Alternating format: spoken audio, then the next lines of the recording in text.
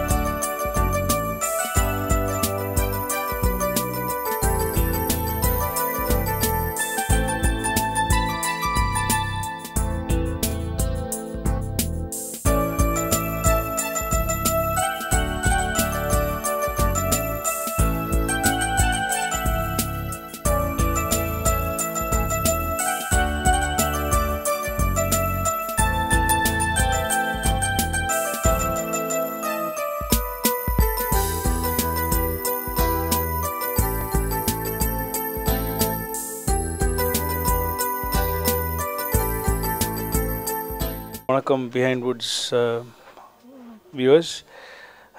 மங்காத்தாவுடைய audio launch இப்போது radio மிர்ச்சியில் நடந்து முடிஞ்சது. இனிமேல் சாங்ஸ் நீங்கள் வந்து ரேடியோ மிர்ச்சியில் கேட்கலாம். ஃபஸ்ட்டு ரேடியோ மிர்ச்சியில் தான் கேட்பீங்க, அதுக்கப்புறம் தான் அடுத்த ஸ்டேஷன்ஸ் நினைக்கிறேன்.